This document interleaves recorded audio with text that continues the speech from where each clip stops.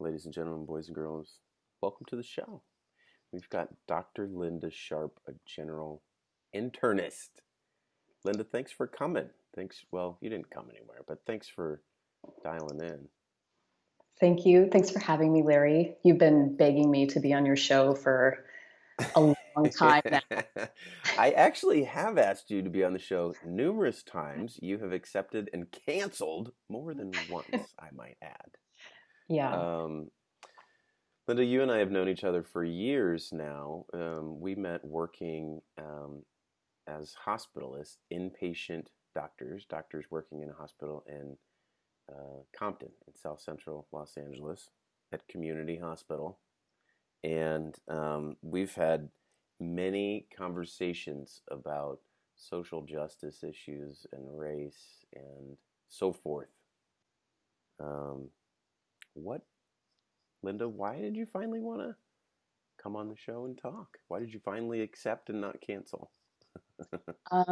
Well, I think you and I had been talking during the pandemic just about that we feel like we have a responsibility as healthcare providers and people who work in accompaniment with our patients and communities to really start talking about the things that we're seeing and create and work on counter narratives. I think when we first started talking about doing this podcast together, we were talking about a lot of the narratives that around science or what counts as scientific in regards to how people respond to the pandemic. And we felt like we needed to say something. And then in the midst of the pandemic, we also find. You mean like science in terms of what works and what doesn't work, and taking a bunch of IV vitamin C, which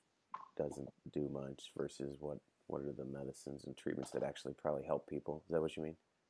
Yeah, and probably both of us have had this experience where people find something online or read something online, especially things that are like well produced or seem compelling. And people ask us, what is this? What does this mean? And if, Oh, like pandemic, that yeah, stuff like so that. I think that's why we started saying, well, maybe we should. I know you've already been doing this for a long time, but do we have something to offer people so that we can share? This is our experience as health providers, and but I think something that's really moving to me. Already there was the pandemic, and I want to make the connection here between what's happening with COVID-19 in Black and Brown communities, and then this flashpoint moment that we find ourselves in America, where we're talking about racial justice, and that this is a really important moment, and that we as healthcare providers have a pretty important job to do to help frame what this is, how it's connected to health and health equity, and to share with people how to build and how to co-create a better world. I was thinking, as you were talking, I was thinking about what would my experience be of this if I didn't work in the ER and in the hospital? And so much of what I get to witness about reality, because you see such reality that comes into the office and the ER and all that, comes through work, so I totally agree with you. Like, if I didn't, like, I see so many more issues and reality too, that gives me a perspective and a depth and a context to the conversation about race, that if I didn't work as a doctor in these settings, I wouldn't have it. Mm-hmm, And mm-hmm. so, especially going to New York and taking care of COVID patients in a county hospital in Brooklyn, all of my patients, there was maybe one white guy, but they were really Latino and Black, people that I wouldn't come into contact with otherwise. And then it makes me start asking these questions. Well, why are they all Latino and Black? How come there aren't white people in that particular hospital sick with COVID? And I think this is some of the stuff you want to talk about, but when you start asking those questions, then you start getting the answers, and a lot of the answers are like, this doesn't seem right. You know, Hmm. how can Hmm. how can we make the world, make society better so that it isn't so many Black and Latino people in the hospital dying of COVID. I don't want white people in there dying of COVID. I don't want anybody in there dying of COVID. You know, how do we do that? Why is it that this is the case, and what can we do about it? So, and that's the perspective that I wouldn't have if I didn't work in the hospital. Right. Yeah. So I think that we, in many ways, are lucky to have these experiences as health providers and in the health setting. But gosh, there's so much to talk about. Like, where do we begin? Where I do you want to think begin? I Wherever you think. Well, maybe I think it's always good with when we're having conversations about race to sort of share like something personal and also maybe define what we're talking about because people have different ideas of it. But I will say, like, obviously, you and I come from, being white. I live in a world of white privilege, and while I've tried to do a lot of self reflection and work and reading and educating myself, I have to really like start there.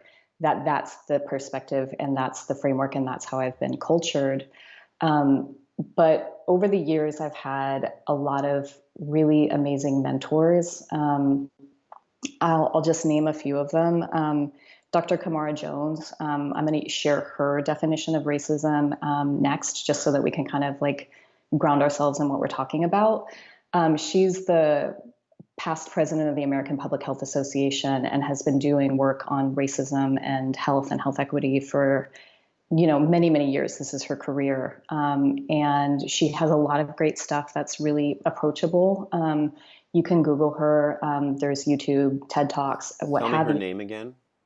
Kamara Phyllis Jones. Okay, Kamara Jones. And Okay. she's based in Atlanta.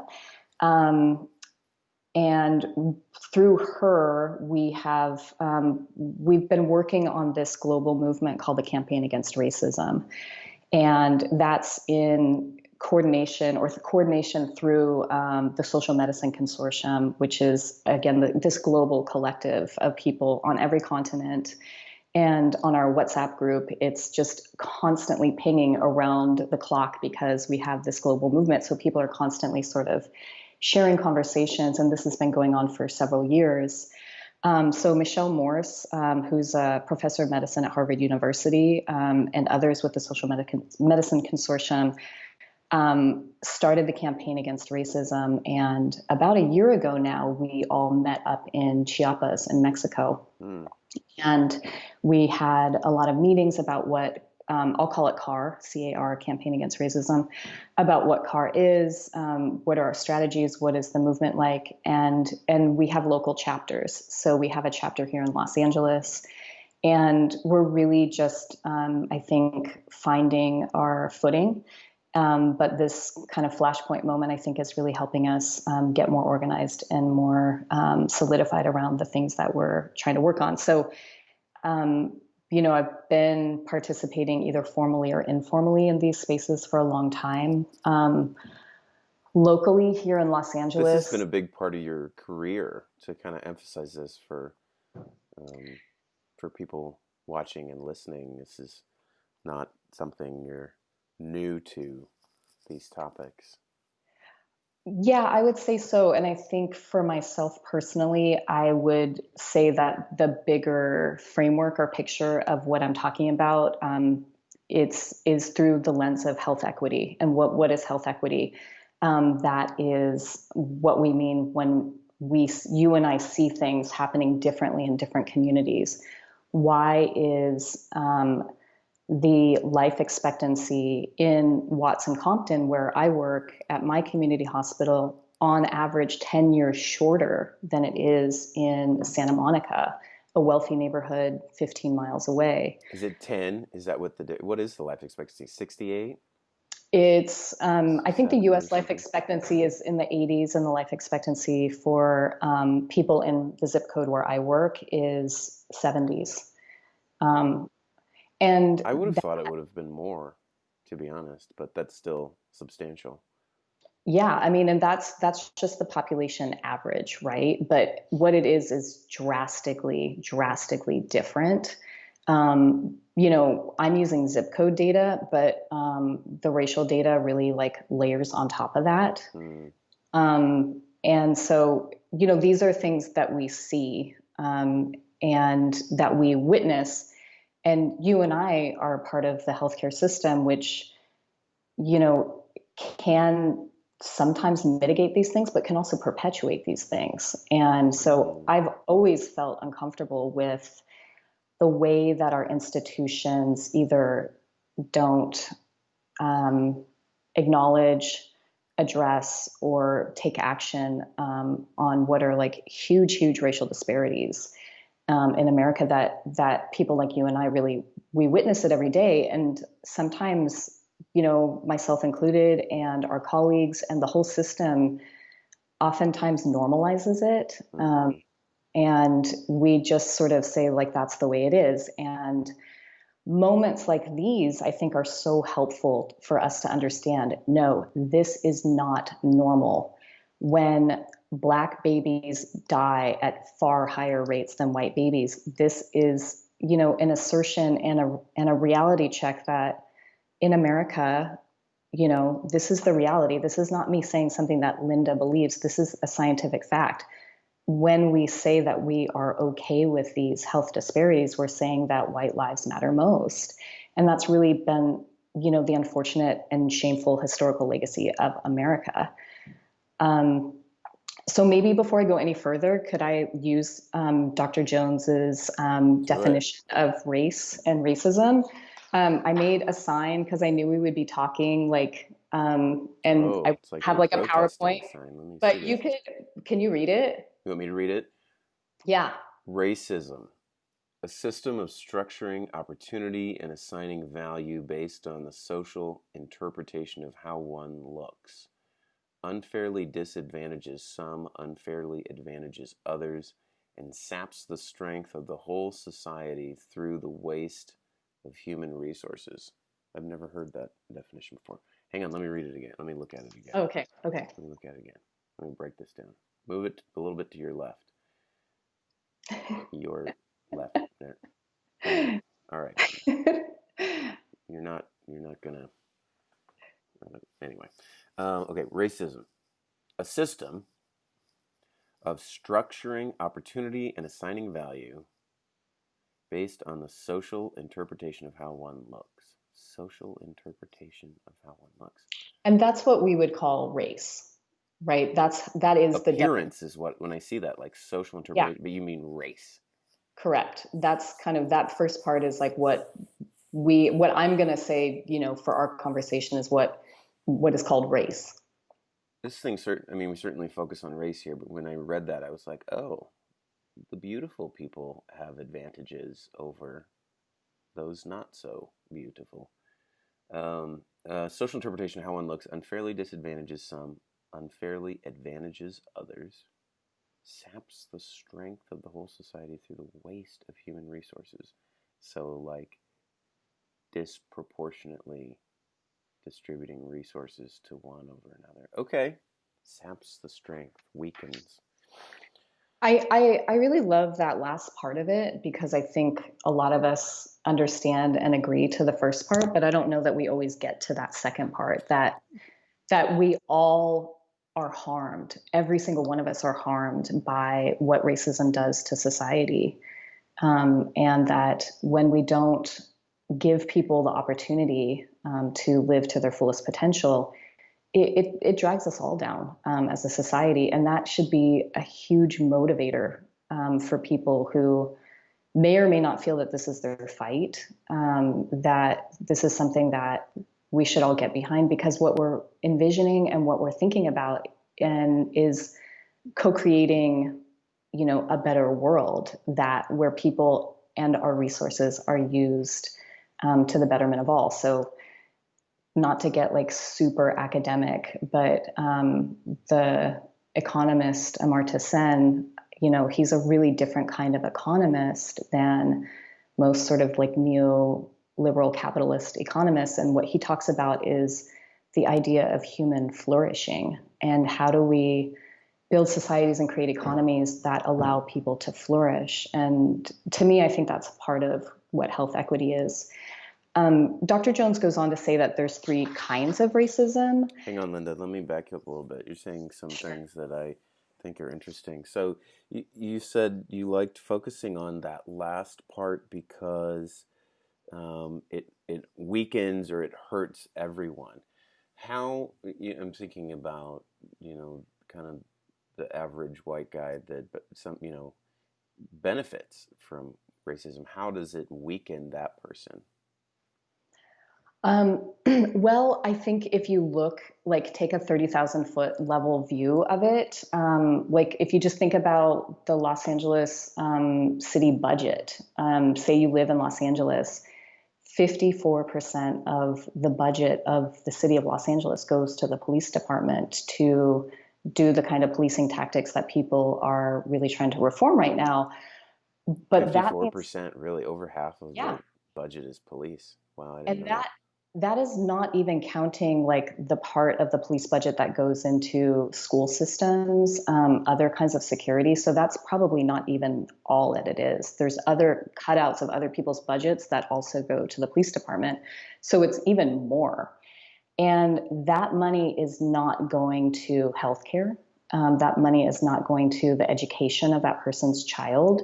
That money is not going to other public works. Sure. So these kinds of things, these what I'll call racist constructs of our society, or that drag down some groups and advantage others. I mean, I think policing is probably one of the biggest ways that white people are advantaged, because it's often like the protection of our property that's at Mm-hmm. stake. Mm-hmm. And so that, yeah, it might be hard to connect those dots and see how that wasting of human resources like applies to those people, but look in city budgets, look at like people like you and I, like we're constantly being asked as doctors to be more efficient, to do more with less, to cut out 5 minutes of our time with our patients, to get the system to like even sustain itself. We have to like do all these like crazy acrobatics with efficiency and throughput, because the system doesn't have enough resources, or that's what we're told. And I see like that lack of resources in healthcare systems, like where I work at the community hospital, as, directly related to the health harms that we're seeing in COVID-19, pre-COVID-19. I mean, you know, Well, you see that as being directly related. Explain that for me. I think, understanding where the priorities are in city budgets or county budgets or state or federal budgets, whether it's military or whatnot, that if you look at that, pile of money or whatever it is, that resource, open yourself up to the idea that that could be used in a different way. Mm-hmm.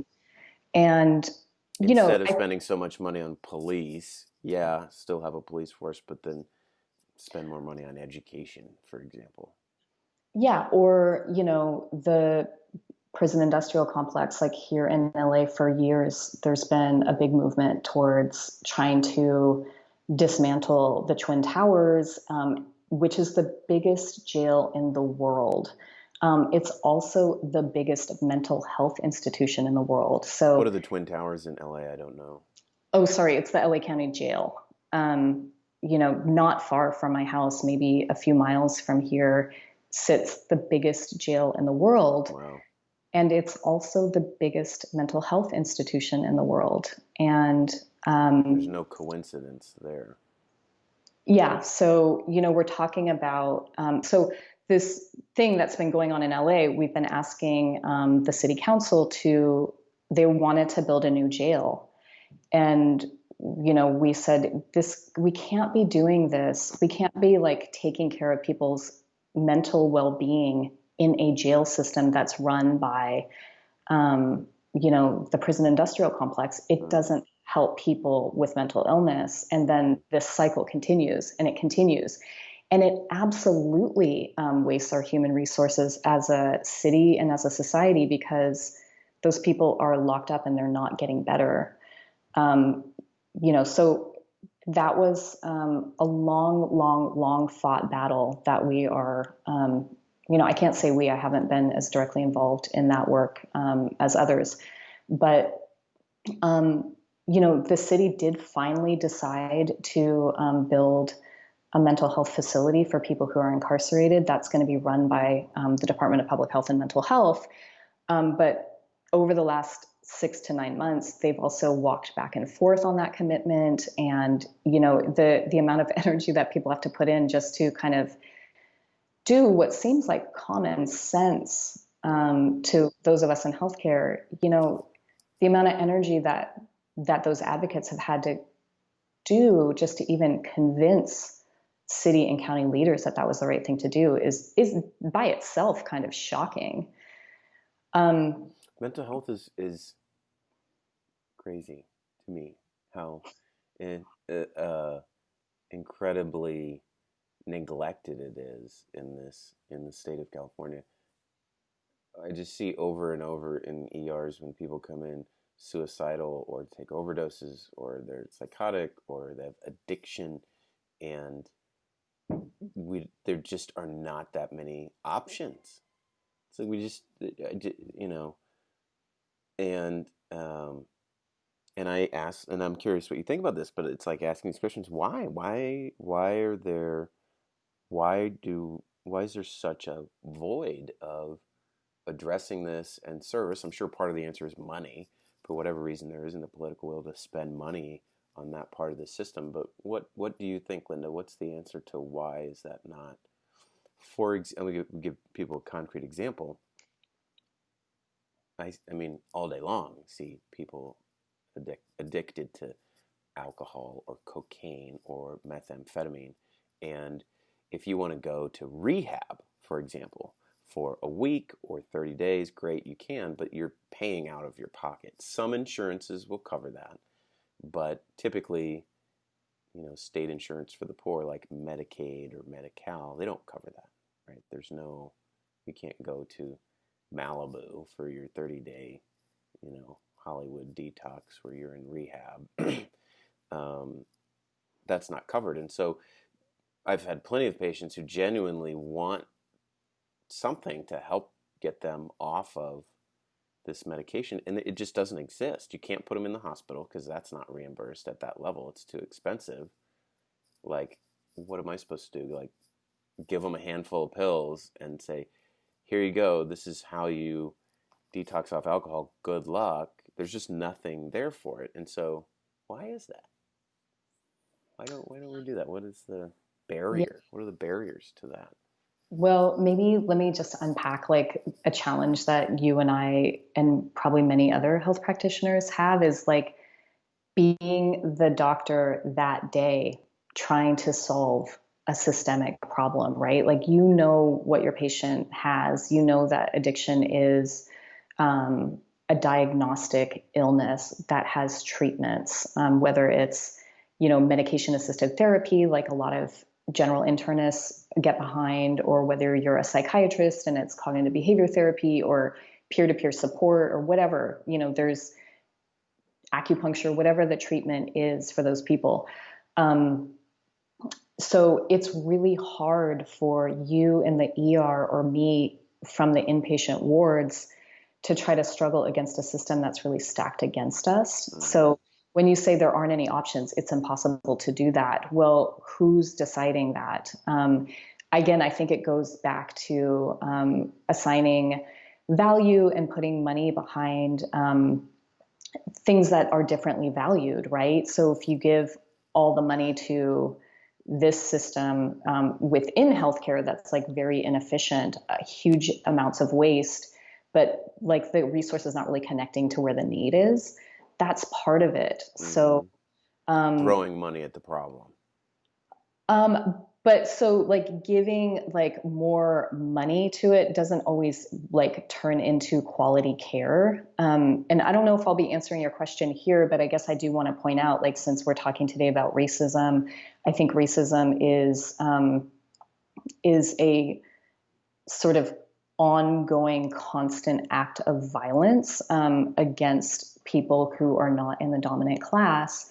And I think that violence, you and I see that manifested when somebody who has been like affected by the system or has addiction issues or whatever it is, like that, they're responding to deep trauma, or this is how they work through pain, or this is their unhealthy response to something that they're traumatized by or that they're struggling through. That this is part of a way that we've structured society where we sort of allow this violence against people to perpetuate. We often don't name it as, health and disease, or like that we provide people with opportunities for wellness, but we like shame and blame. So that's part of it. Like if you start with shame and blame, and that like it's okay to like have like, this constant low level of violence against people who are, otherly abled, not the most beautiful, not part of like the dominant class, you set up a system where people don't like deserve those things.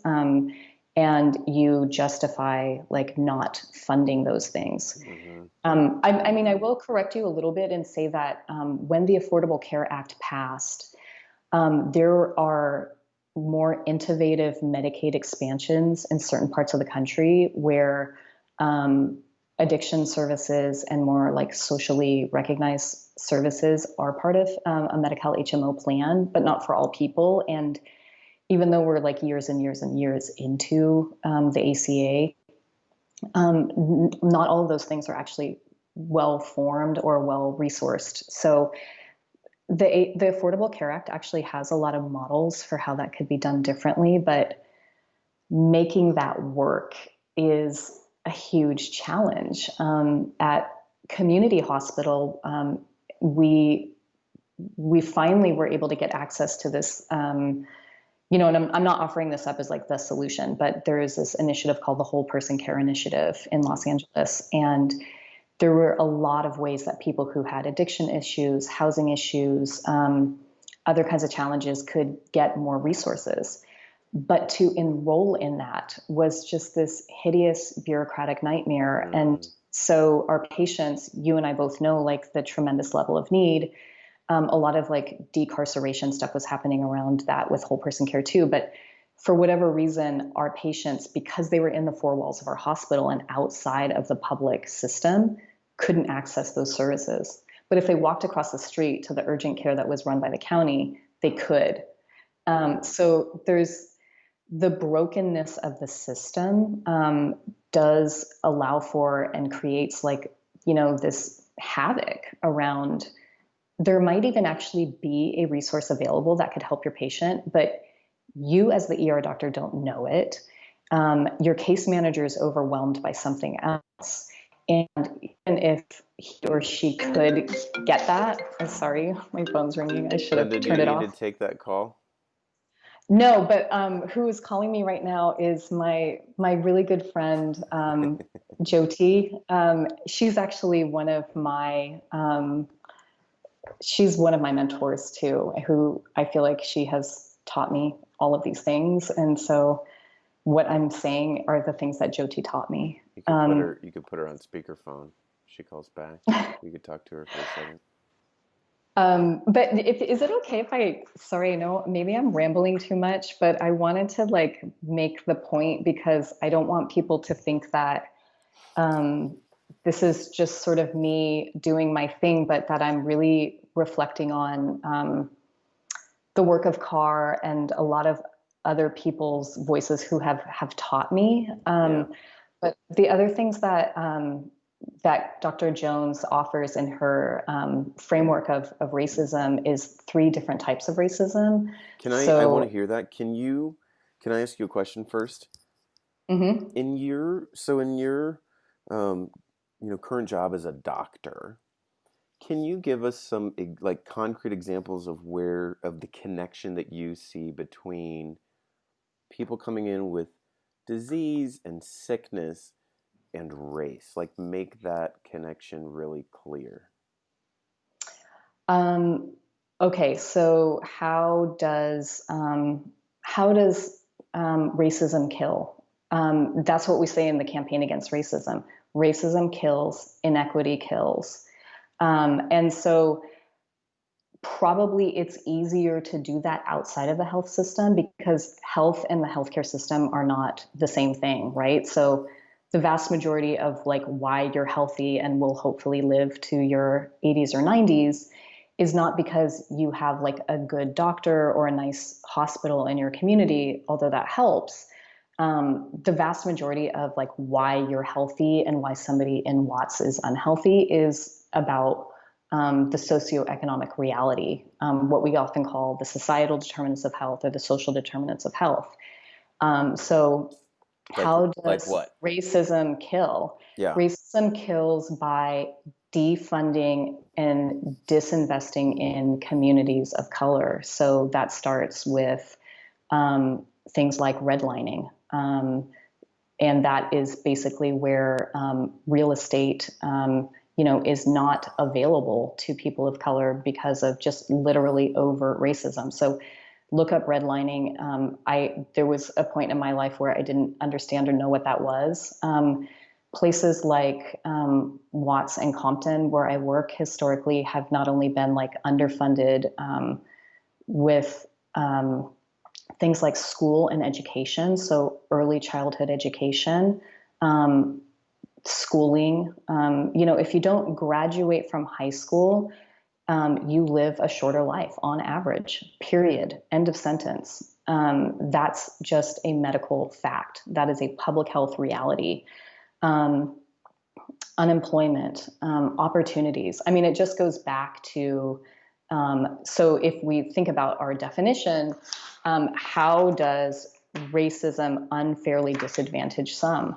Well, once we name all of those things, lack of access to education, lack of access to opportunities, lack of access to housing, being cut out of a real estate market, not having banks in your neighborhood because banks don't go to that part of town. So you have to cash your check at the local cash checking place that takes 20% of your check.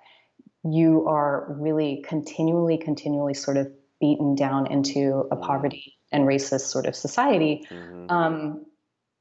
Another group that I've worked with over the years here and there in Los Angeles is a group called the Youth Justice Coalition.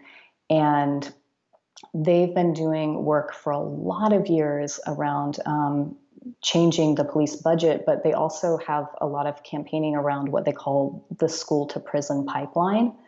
So in poor communities and poor neighborhoods where people have been historically over policed, you're a black youth and now you get 2 or 3 truancy charges, like you're out of school on a school day, now you've got tickets, then you've got arrests, then you're in jail, then you're in the juvenile justice system, then you get tried as an adult, and you start to flow into this like school to prison pipeline.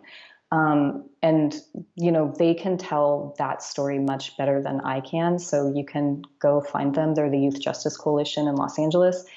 They connect the dots for us. So when you have those kinds of constant aggressions against people, poor education, poor access to healthcare, fewer job opportunities, et cetera, et cetera, et cetera, the list goes on, right? Those end up in health harms. Some people would call that like allostatic load. That's kind of a big term that's maybe a little bit too doctory, but what that means is that like constant stress of living in a racist society actually takes a physical toll on your body. Mm. And I know that means something to you and I because a lot of times we look at our patients and we see that like, gosh, this person just looks older than they are. And, or, there have been days when I've worked on the wards where half of my patients were homeless, or a third of them have wounds on their bodies from being shot or stabbed. Mm-hmm. that's you could call that interpersonal violence, but it's actually a violent society. This is the product. That allostatic load is a product of a violent society, and that ends up in, on average, people living shorter lifespans. Or just look at any CDC data about breast cancer, um, infant mortality, any kind of cancer, heart disease, whatever it is going to fall along racial lines. And so um, inequity kills, racism kills. That is probably actually one of the most solid things that you could say as a public health person, that there's a social gradient in health and it falls along race and class lines in America. And that is not because of genetics, and it's not because of behavior. It's actually because of the way that our society is structured. And that might sound terrible, but what I find hopeful about that is that we can actually do something to change it. Like, I don't actually know how to change somebody's genetic makeup if they have a rare genetic disease and, they have a tragic lifespan because of that. But I can change society, or we can change society. We can actually do something different. We can use our resources differently. We can decide that we want to create a more humane society, a new reality. We can imagine what that might look like. People like the Youth Justice Coalition and Black Lives Matter are actually showing us and teaching us what that could look like. Linda, what are the first three things what would be your top three priorities in creating that new, a better society like that? How would you do that? I think as a health practitioner, I would radically change the health system so that we had, more access to healthcare. One of the biggest tragedies of like all of those Supreme Court sort of things with the Affordable Care Act is that Medicaid expansion was left up to the states. And so I would say Medicaid expansion, number one, every state, everybody under the federal poverty level needs to get Medicaid, period. Beyond that, Medicare for all would really take a lot of the challenges that you and I have around, how do I make this happen today? How do I get this patient who has no insurance or not good insurance to go to the academic hospital where they have a specialty surgeon that could maybe cure them or help them, but they will not be accepted because they have, shit insurance, Medicaid. So I would personally change, I would radically overhaul the healthcare system as part of it. But, like I said before, that doesn't really take care of why inequity kills. So I think I'm actually pretty much, I would love to be like a person that is trying to negotiate or trying to help people like find common ground. But I find myself most compelled by the people who call themselves like the abolitionists, which means that we really need to like deconstruct and reconstruct. I think that's a really scary proposition for the people who have the power and have the advantages, right? Like, what's in that for the people who have the advantages now? But going back to that idea that we're sapping the strength of the whole society through the waste of human resources, how do we do that differently? A national healthcare plan, Medicare for all, is one healthcare piece of it. It would make our system more efficient, and it would actually allow the efficiency of the system to then defund us because we'd be more efficient and put that money into education. I'm not an expert about education or what education should look like, but I think that, people who have been historically oppressed or who are at the margins now, we need to reallocate resources to them. And so whatever that looks like, it's going to be uncomfortable for people, and it actually really needs to happen. So, what I want to talk more about that one in a second. What would your other two be? So, number one, it sounds like Medicare for all, or at least everybody should get Medicaid who can. That's number one. What are your other two? If you could wave your magic wand and fix three things. So one was the healthcare system. What are the other two? This is the I mean, Linda Sharp I think anti-racism wish list. I think that it's a trap to ask me that, and so what I'm going to offer is that that number two, or maybe what should be number one, is that the people who understand and who this is happening to get to make the decisions. So, offering the platform, the voice, and the message to come from the people who are talking about this right now, the incredible women who started Black Lives Matter movement, um, let them decide, and then let us listen and let us respond. So right now, I mean, their big campaign is about defunding police, but that's not just what they're talking about. They're talking about abolishing the police state and rebuilding community wellness. So, I mean, I would say probably, that would be number one, is giving the voice to the people for whom this is affecting, giving them the microphone and listening. Okay. So, and then say number three, and then I want to engage with each of these because I'm sure people listening, as they hear these things, they're having kind of natural objections in their mind that would be good to have that conversation. That's what the conversation is.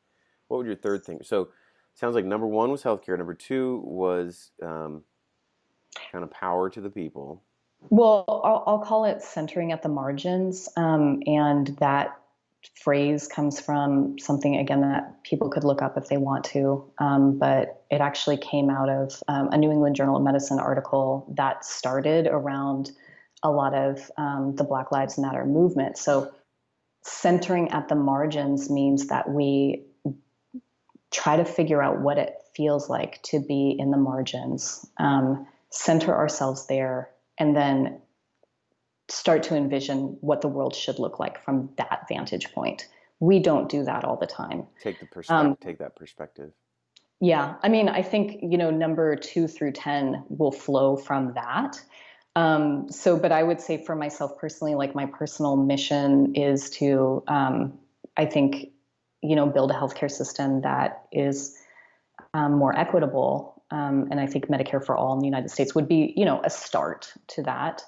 But the societal part, so centering at the margins. And then, gosh, what would number 3 be? It would be something that was said by those people at that time, but maybe just not to be too general, but really just a radical overhaul of American values. I just don't see any other way to do this. We really need to dismantle the violent capitalist system that we are working within, because we won't get the changes that we need that way. And that's going to take our whole lives. I mean, that is not overnight work. That is not 1 week of protests. And from that, we really need to create a more human-centered society, and all of us need to be involved in that. It can't be just Black people. It can't just be white people. It can't just be whatever. We all have to figure out how to do that together, and it's going to be painful and uncomfortable. So I guess, I don't know, is that too general for 3 things? So Linda, they're your 3 things. Thank you for giving me 3 things. Let's talk about those for a second. Medicare for all. I mean, it would sure solve a insurance coverage problem that so many people have. My main concern is it's gonna cost me a lot of money. A lot of money. Yeah, it might cost, you and I as doctors like a bigger portion of our tax dollars than other people.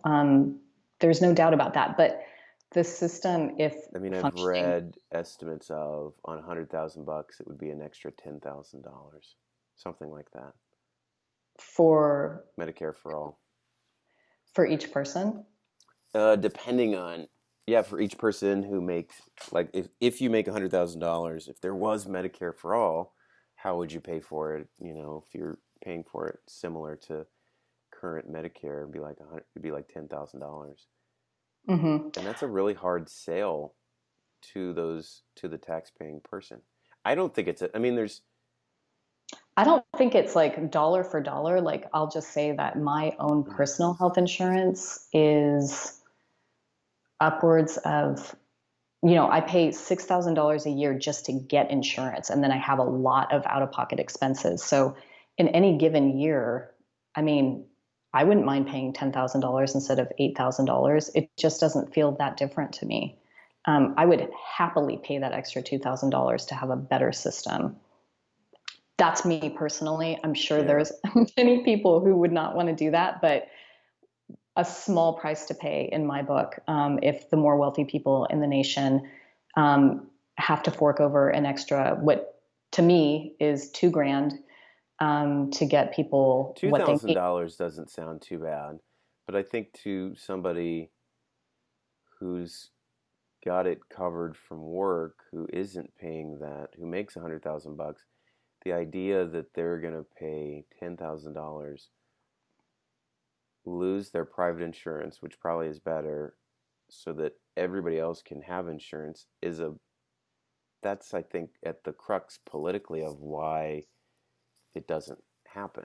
Just to be Right, but I don't realistic about actually it. think that that's accurate because if you look at, the salaried people and wages in America, every nickel and dime that should have gone to increase wages in the last probably 20 years in America has gone to health insurance and subsidizing health insurance. So what workers and salaried people don't always understand is that they're already paying in their depressed wages because the healthcare system is horribly inefficient. It doesn't actually get the job done, and you're still paying for it whether you see it or not. Do you think And so Medicare would really fix some of those efficiency problems? Medicare for all? absolutely.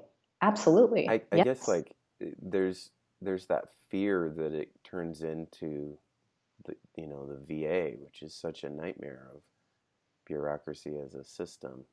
Right. And I don't want to be like an overly simplified like dreamer that like, some kind of like national bureaucratic plan is going to like save us. That's too naive. But will it change the efficiencies of the system and save us billions of dollars? Absolutely, yes. I think that if the US like can't get over itself and like still like, you know, privileged people want to have more or like have all the extra stuff, like they can still do that. That's what Germany does. That's what a lot of other people that have a national healthcare plan do. Like you can get the extra shit if you want it.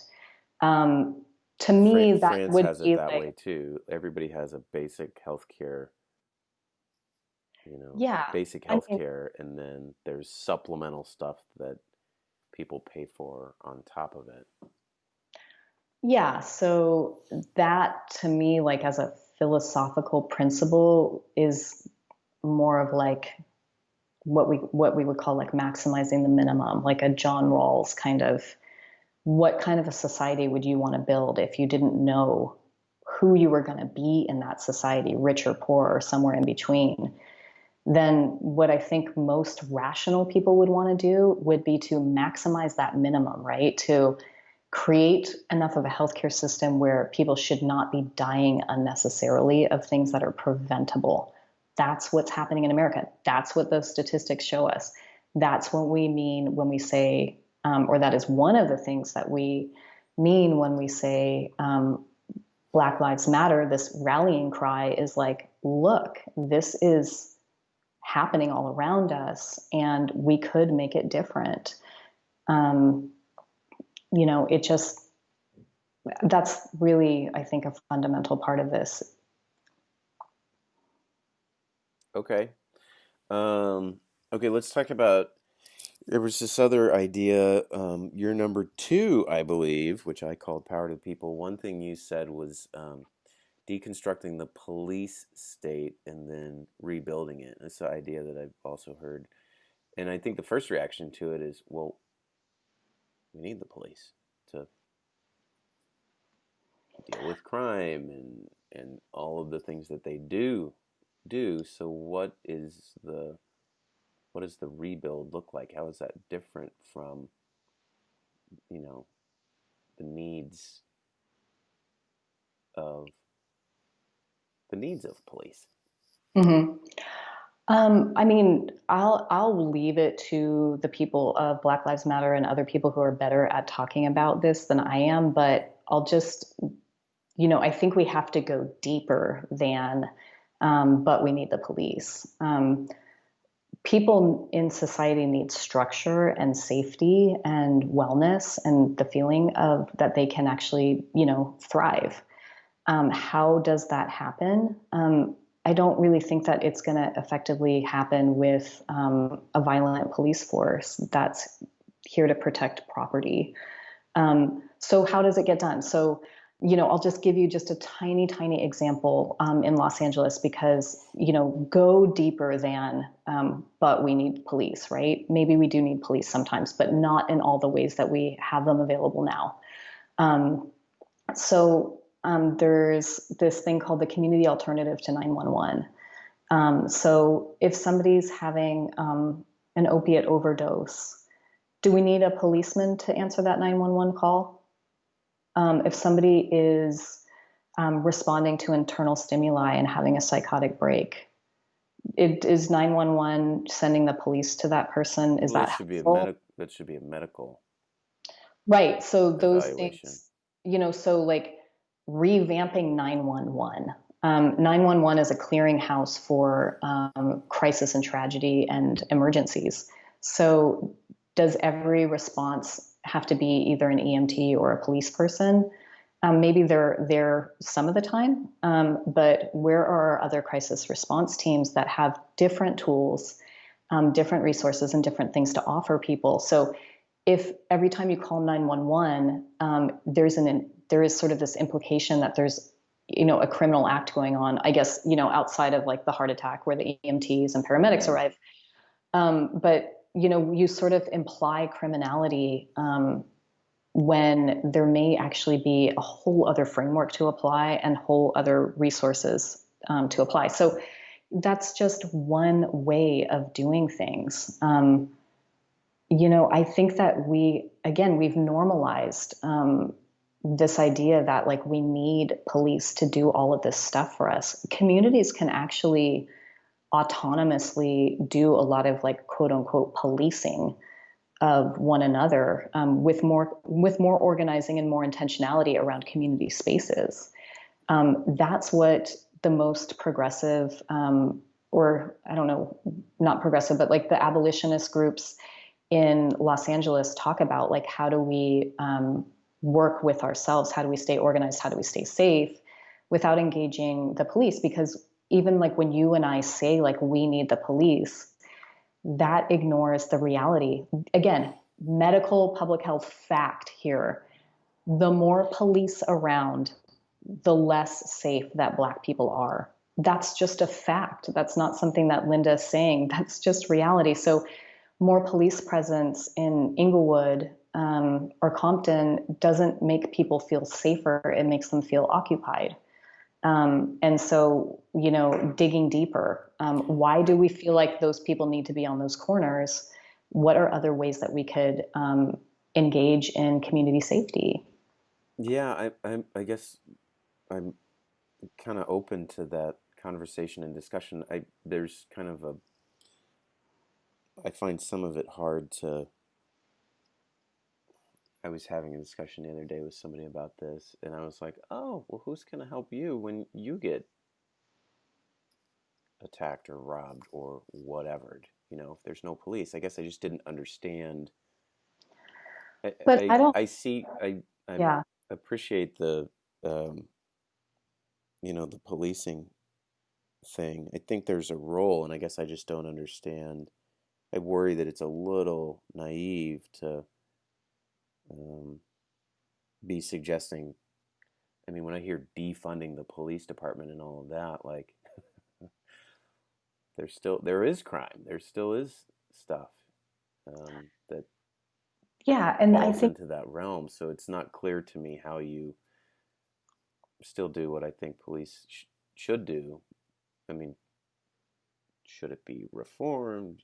Should of course I think anybody would argue against police brutality and um, police being an arm of racism, but how to balance that with a need and the reality of the world of the imperfect world is not clear to me. And so when I hear some of these kind of radical suggestions, I'm like, well, that doesn't make sense. and I think it's totally okay to say, I don't understand how that would work, or that feels uncomfortable and scary for me to think about that. But I guess what my worry is that that's oftentimes where people end the conversation instead of starting the conversation. Because, of course, we don't know what it would look like to defund the police and like reimagine a more human society. Like, we're kind of trapped in this mind state. So, it's totally okay for us to feel worried or scared or not understand or not know. I mean, imagine if you and I, like, if somebody said, "Oh, Linda, I really like that idea of like Medicare for all. So let's just start this tomorrow." Well, if you and I were to actually, change the American healthcare system, I mean, even the Affordable Care Act, we're, what, coming up on, I can't even remember, somewhere between 5 and 10 years, and it's still trying to get underway. So the point is that that kind of stuff doesn't happen overnight. We really have to. This is the time for a lot. If people can maintain, if people can keep up with it, this is what I'm asking. Our people of whiteness to do is a lot of self-reflection about what we take for granted. Look at our perspective, look at our viewpoint, and get into uncomfortable spaces. It's totally okay to feel uncomfortable. We're going to be called out on social media. We're going to be told that we're wrong. I think all of those things are just come with the territory, and that's okay. I think in some ways, like, I feel It's lucky. been an intense week, 10 days on social media and in the world. Yeah. I think for But, everybody. I think a lot of times what's happening on social media, and I can't speak for everybody. Everybody is in pain right now. There is so much pain, and so obviously people are going to be attacking one another. We collectively have a lot of ignorance. We have a lot of catching up to do. That's part of what white privilege is. And so, all of those things are happening on social media.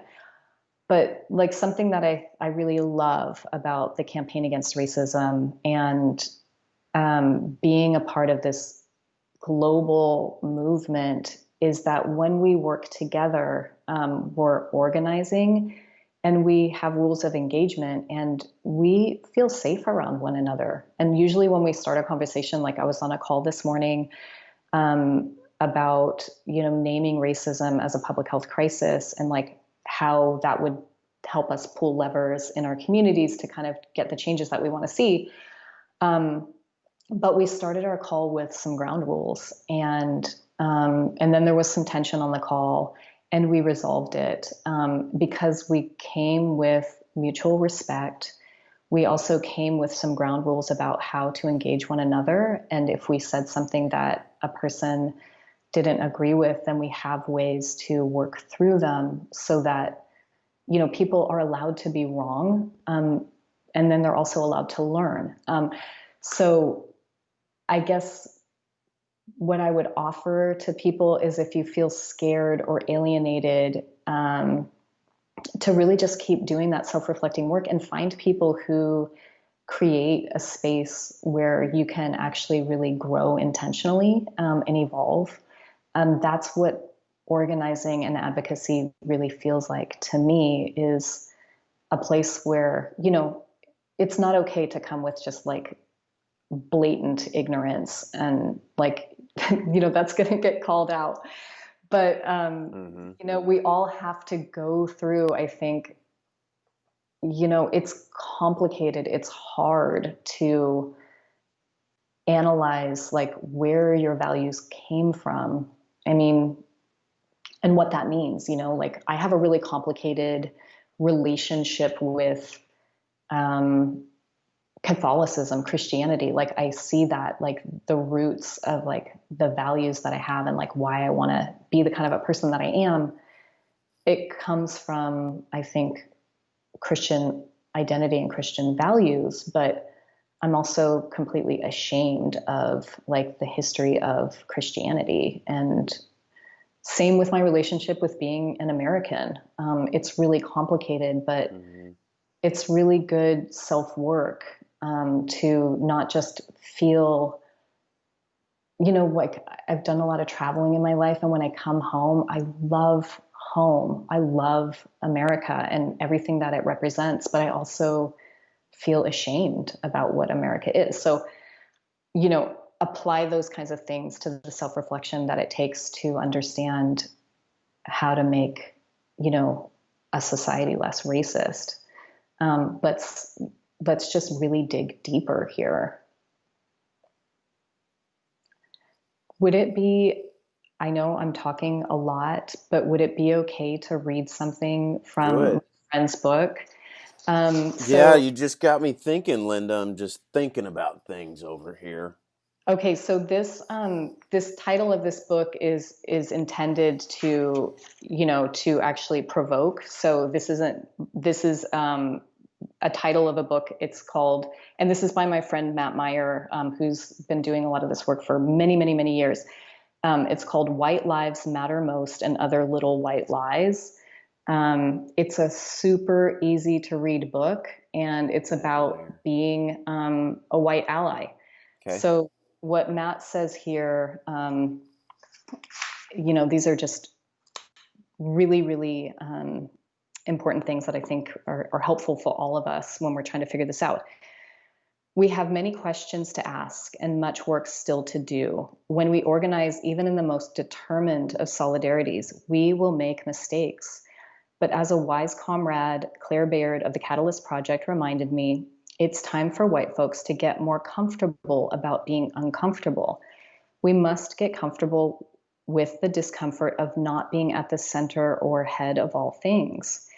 We must get comfortable with the discomfort of not being in control of the funds.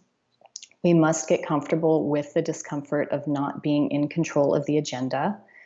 We must get comfortable with the discomfort of not turning away when the focus is elsewhere, the tide is low, and it seems that all is lost. Together, we are now at a high tide moment when movements can collide, but they can also come together, and they must. Now is a time when mass resistance is possible and happening, when coalitions and united fronts are ripe for the building, when we can be moved to more effective campaigns and can move together towards more principled unity. And then he says, together we can and must, and freedom and liberation for all. So, I feel like my own self-reflection and liberation from sort of participating as part of like, white privilege culture, like my liberation is bound up in that of the people at Black Lives Matter, because I personally can't wait for that other world to come. A lot of what you and I have talked about over the years is sort of frustration and burnout in healthcare. And I see us getting beaten down by the system, not in the same way as our patients get beaten down by society, but that the system really takes a lot from us. And Mm-hmm. I feel like it's all connected.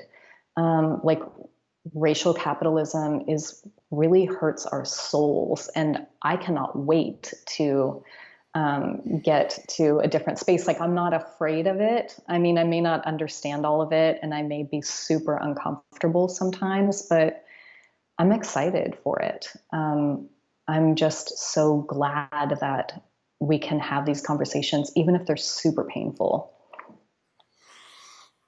There's a lot of I've felt overwhelmed a lot in the last week, like just with not only the what happened and the feelings and what does it mean about me? What have I done wrong or not done? What should I do now? It's a lot of kind of taking time to figure out what does this stuff mean. I think most people would be um, interested and willing to build a new world. Exactly what that looks like is not entirely clear. I know there's parts of it that are clear. It the that should never happen to anybody. It should never happen to a black man. I think 99% of people would agree with that, and that's a good place to start to kind of unify around that, and then channel the energy and outrage to some concrete goal and objective. Mm-hmm. Yeah. And I think, in some ways our job is so easy. I mean, we really just need to get comfortable and listen. Um, Again, I'll talk about the Youth Justice Coalition. They've been working for 10 years now on this, how to change where the police budget goes to. It is very detailed. Mm-hmm. Um, and so I don't have to think it up from scratch. People have already thought about it. I just have to be awake and listening, and then participating, with my feet if it's in a protest, or with my voice if it's in a city council meeting, or if I'm a committee chair at the hospital and I see something happening, creating a level of organizational ethics in our institutions that like create these backstops to like what would otherwise be like a perpetuation of like racial inequities. Mm-hmm. Um, it's sometimes hard to even notice or see them, but when we do, we can start to fix it. So, yeah, um, it's Sunday. Well, now it's afternoon, and we've been talking for a long time, and It's been no, it's it's been intense. good. It's been Yeah, good, Linda. We should yeah. probably wrap up, but thank you for finally coming on the show. Thank you for having me, Larry. Yeah, I think if people like, you could read this in a weekend. Matt Meyer is a friend. This book is highly recommended, and he talks about a lot of the movements in the 60s, 70s, 80s, 90s now, where people of different races are working together. So if you don't know what that looks like or what it could be like, learn from the mistakes of the past. There's a lot of mistakes, but we really all do need to participate in this. Um, I mean, a really, really wonderful example of that happened here in Los Angeles last week as part of some of the actions. Um, and the Black Lives Matter movement, and Melina Abdullah, who's one of the founders, who's also a professor at, I think, Long Beach State. So she organized this thing in front of the mayor's house, and I think it was really great the way that it was organized. I wasn't there, but I was just reading about it. But when they were there at the mayor's house, the organizers asked all the white people to be in the line where the police were trying to encroach on the protest space. And then the Black and brown people were able to have dialogues and share stories and talk about strategies because they were actually really shielded from the police who were trying to The shut them white down. shield. But not because we were putting ourselves out there, but the people who were there showed up and said, "How can I be of service to you?" Mm. They said, you go stand there. That's And smart. they listened. And then that created a space where the people who are normally centered at the margins were at the center of the conversation, and that we were dealing with the police presence. And that just, there's so much to unpack there. And that's just one day. But I think those are ways that we can be allies. It's a great example. Yeah. I tell people to stand up for what they believe in, show up for what they believe in, protest, communicate with your elected representatives, especially at the local level. I think would make a huge difference, and support support those causes that you truly feel strongly about. That represent what you believe in, creating a better world, for sure. For sure. Linda, thank you for coming on the show. Thanks, Larry. That was fun. Um, I'm I'm glad that we so worked together. Yeah, I'm so glad we finally did this. You're welcome back anytime. You just let me know. Maybe you'll come back before the next historical protesting crisis. Maybe you won't, but it was great to have you. Thanks for sharing all of that. Keep up the good work. I do miss working with you and our conversations about how to make the world a better place. So yeah, we can have them here from time to time too. Yeah. Well, thank you too, Larry, because I feel like I don't really like putting myself out there like this. And it does kind of make me nervous. And I appreciate you and your voice because I think it's good for, people to have like a social media presence. And that's something that I just haven't been willing or able to do. And so I really appreciate what you bring. And this is just one of many, many topics that you bring up. And it's just good to have those voices centered. So I appreciate what you do and what you bring to us, and putting yourself out there on social media, I think is hard, especially right now. So I appreciate you just being in the struggle. Thanks, Linda. Thanks for saying that. Yeah. Do you have a specific call to action, or do you want people to follow you or go somewhere? It sounds like your call to action was that book. Is there anything else you wanted to leave people with? Yeah. I mean, I think that book is good for white people. It's by Matt Meyer. It's called White Lives Matter Most and Other Little White Lies. And that's in Show us the quotations. book again. Yeah, and remember that this is not saying that that's what he believes. This is just a provocative title, and that was really life changing for me. Matt The book? is Yes, Oh, totally. wow.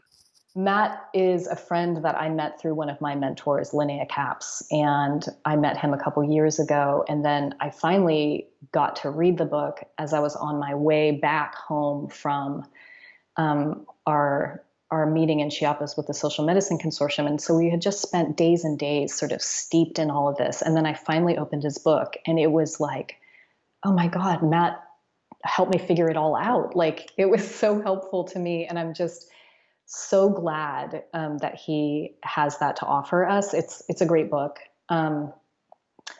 If you're in health and healthcare, and you're in actually anywhere globally, if you're interested in this work, and you can look up the Campaign Against Racism, and join a local chapter. We're all doing more work than we ever had before. Um, and, don't be afraid to self-reflect. And thank you for everybody who may have made it to the end of this conversation, because it got a lot longer than we thought. But it's okay for us to make mistakes. But if our aim is pure and our cause is just and our intentions are really around a collective change, I think those are forgivable. And there's just growth is, I think, just full of opportunities. Ladies and gentlemen, thank you for listening to both of us. This will be available where all of my other stuff is available. Apple Podcasts, Spotify. We'll put the video version on the YouTube channel. probably stick it on Facebook and certainly clips on Instagram. You can reach out to me on Instagram or Twitter, Dr. Larry Burchett, with any of your reactions, and I know you will. I look forward to them. Thank you again for tuning in, and we will see you next time. Bye.